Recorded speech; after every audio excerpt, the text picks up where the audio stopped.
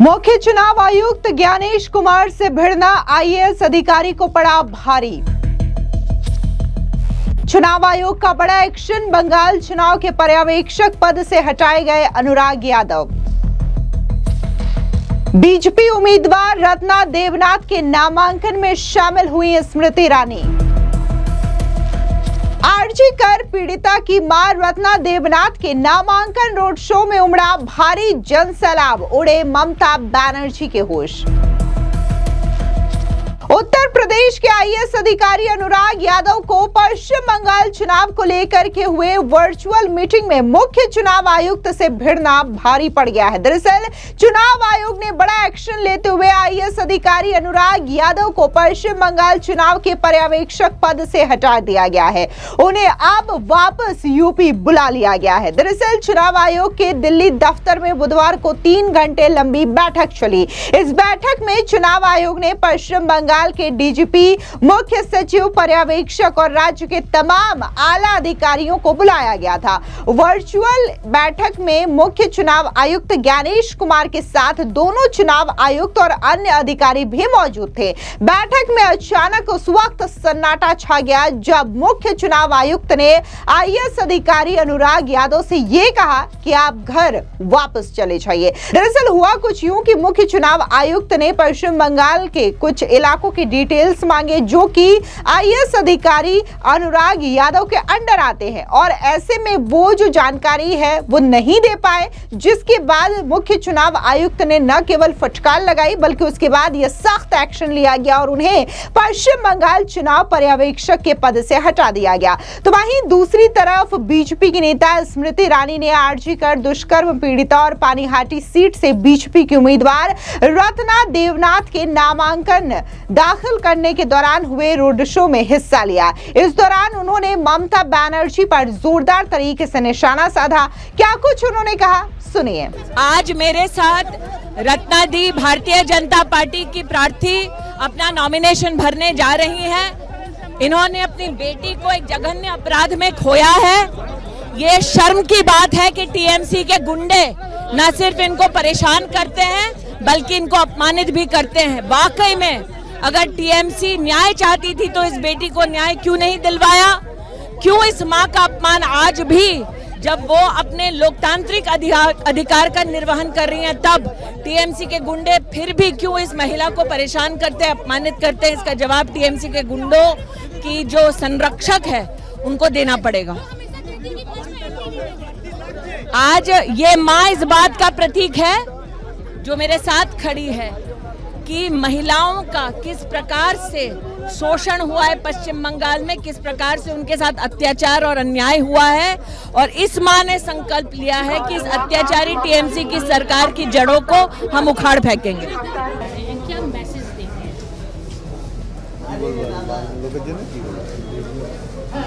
आमी जितबो, जितले पानीहाटी जितबे, सारा पानीहाटिर मानुष जितबे, सारा बांगला जितबे এবং সারা বাংলায় পদ্ম ফুল ফুটবে, এটা আমি চাই।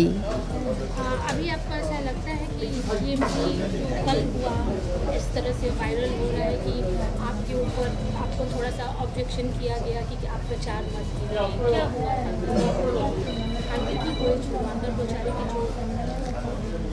প্রচারে প্রথম থেকে আমাকে অ্যাটাক করা হয়েছিল। লাস্টে মানে আমাদের যে পানিহাটি অভিভাবক है निर्मल घोष, सोमनाथ दे, संजीव मुखार्जी, एरा जे थेट कल्चार, এই थेट कल्चार কিছু বাহিনী পাঠিয়েছিল আমাকে মারার জন্য। গায়ে থুতু ছিটিয়েছে আমার, জয় বাংলা স্লোগান দিতে হয়। তো মেরেছে, আমার গায়ে লাগেনি, আমার কর্মীরা সেটা তাদের নিজের গায়ে নিয়েছে। मुख्यमंत्री भी आज है यहीं पर, वो आने वाली है, उनको क्या मैसेज देंगे? कुछ नहीं,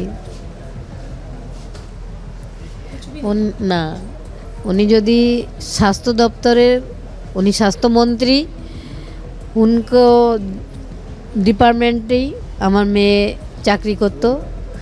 সুরক্ষা দেওয়ার জন্য ওনার দায়িত্ব ছিল, কিন্তু উনি সেই দায়িত্ব পালন করেননি। উনি যে অপরাধী হয় না, ওদের আড়াল রাখা হওয়া, সেই জন্যই আমার এই আন্দোলনে আসা।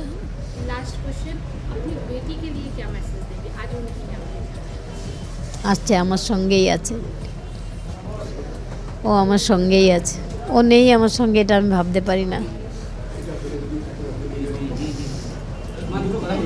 जैसा कि आप देख सकते हैं कि बीजेपी की उम्मीदवार रत्ना देवनाथ को भारी जन समर्थन जो है वो जनता का मिल रहा है और ये तस्वीरें साफ तौर से दिखा रही है कि कैसे आरजी कर दुष्कर्म पीड़िता की मां रत्ना देवनाथ जिस इंसाफ के लिए चुनावी मैदान में उतरी हैं, वो इंसाफ अब कहीं ना कहीं जनता का भी उनको मिल रहा है, क्योंकि जनता का समर्थन जो है वो देखने को मिल रहा है। जहां जहां रत्ना देवनाथ जो है वो प्रचार करने के लिए जा रही हैं, जनता का भारी जन सैलाब जो है उन पर दिखाई दे रहा है, उनके समर्थन में दिखाई दे रहा है और ये तस्वीरें ममता बनर्जी के होश उड़ा रहा है। हालांकि इस बीच ये भी खबर सामने आई कि टीएमसी के गुंडे जो हैं वो रत्ना देवनाथ को परेशान कर रहे हैं, उनके ऊपर हमला कर रहे हैं, लेकिन इन तमाम चीजों का कोई भी असर उन पर नहीं पड़ रहा है। और आज जब वो नामांकन दाखिल करने पहुंची तो उनके नामांकन दाखिल करने के रोड शो में काफी ज्यादा जन सैलाब नजर आया और इसी के साथ ही बीजेपी की नेत्री स्मृति ईरानी भी उनके साथ नजर आई। लेकिन अब बात करते हैं पश्चिम बंगाल के जो ऑब्जर्वर आईएएस अधिकारी अनुराग यादव को उनके पद से बर्खास्त किया गया है उनके बारे में। दरअसल रिपोर्ट्स के मुताबिक अनुराग यादव को पश्चिम बंगाल के कूच बिहार दक्षिण विधानसभा क्षेत्र का जनरल ऑब्जर्वर बनाया गया था। वो एक वर्चुअल मीटिंग में अपने क्षेत्र के बेसिक सवालों का तुरंत जवाब नहीं दे पाए थे। इसके बाद मुख्य चुनाव आयुक्त ज्ञानेश कुमार से उनकी बहस तेज हो गई। हालांकि चुनाव आयोग का कहना है कि उन्हें बहस के कारण नहीं बल्कि काम में कमी के चलते हटाया गया। पश्चिम बंगाल में विधानसभा चुनाव के लिए 23 और 29 अप्रैल को वोट डाले जाएंगे, जबकि नतीजे 4 मई को घोषित किए जाएंगे। चुनाव आयोग को पर्यवेक्षक पद से हटाने के मामले ने राजनीति को गरमा दिया है। चुनाव आयोग ने राज्य में निष्पक्ष चुनाव कराने का संकल्प लिया है और चुनाव आयोग ने इससे जुड़ी एक पोस्ट भी सोशल मीडिया पर साझा की है।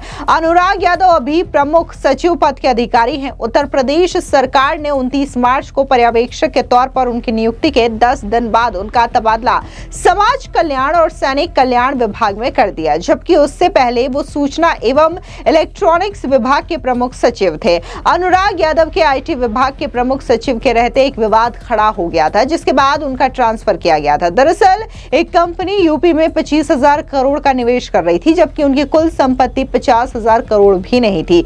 आईटी विभाग ने HI पुच नाम की कंपनी के साथ समझौता किया, जिसने राज्य में 25,000 करोड़ रुपए निवेश का दावा किया था और इसी विवाद को लेकर के ये तबादला जो है वो देखने को मिला था। लेकिन फिलहाल अब पश्चिम बंगाल के ऑब्जर्वर पद से भी आईएएस अनुराग यादव को हाथ धोना पड़ा है और जिस तरीके से उन्होंने अपने काम में लापरवाही बरती, काम में कमी बरती, इसकी वजह से चुनाव आयोग ने यह बड़ा एक्शन लिया है। चुनाव आयोग का तो यही कहना है कि उन्होंने काम में कोताही बरती थी, जिसकी वजह से चुनाव आयोग की ओर से यह बड़ा फैसला लिया गया और उन्हें पश्चिम बंगाल के पर्यवेक्षक पद से हटा दिया गया है। फिलहाल इस पूरी खबर को लेकर के आपकी क्या राय है, कमेंट सेक्शन में जरूर बताएं। धन्यवाद।